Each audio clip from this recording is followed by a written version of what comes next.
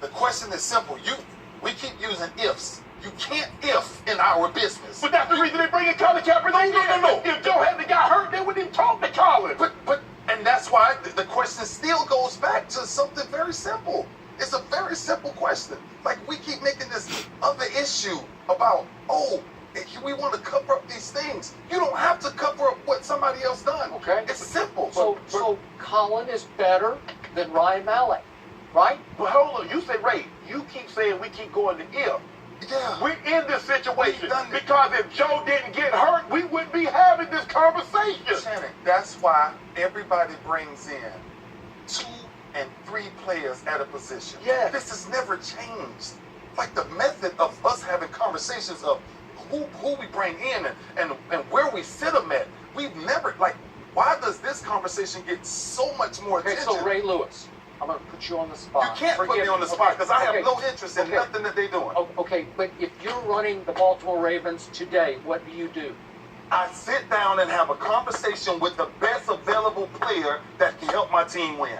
After I evaluate my quarterback. It's protocol. This is what we do. This is what we do. You've had Ryan Mallett on your team. What do you need to evaluate? You saw him. You see him in practice. Somebody threw those 5 interceptions on Saturday.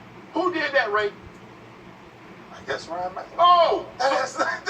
So, Okay, first of all, if Ryan Mallett was not playing that bad, they would not even entertain Colin Kaepernick. If we keep saying, you say you don't want to do if Joe Flacco hadn't got hurt, they wouldn't entertain Colin Kaepernick. Because if they thought he could play, they'd have brought him in before Joe Flacco got hurt. So they don't believe he can play. And if that's a factual point, if they don't believe he can play, then that's my point. You just make my whole point. I believe Ozzie Newsome believes he can play.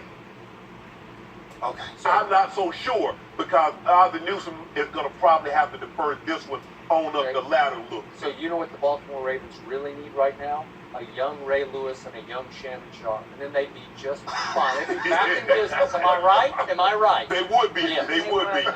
Although, to Skip's point about lip service and to your point about them signing the best available quarterback, it's not that simple, or he wouldn't have brought up the sponsors and the fans and the situation. So it's not just about how he plays. The Ravens have just signed Josh Woodrum. Who was that? A quarterback. He was on the Giants last year. Well, they just signed another guy who was like in some sub-arena league. Yeah. So hold on. So I just want to make sure, just for my edification. So you signed a guy that was selling cars. Okay, he's an arm. Now you sign this guy. They waived David Olsen and they've signed. Oh, they waived David Olsen. Oh, they didn't make that.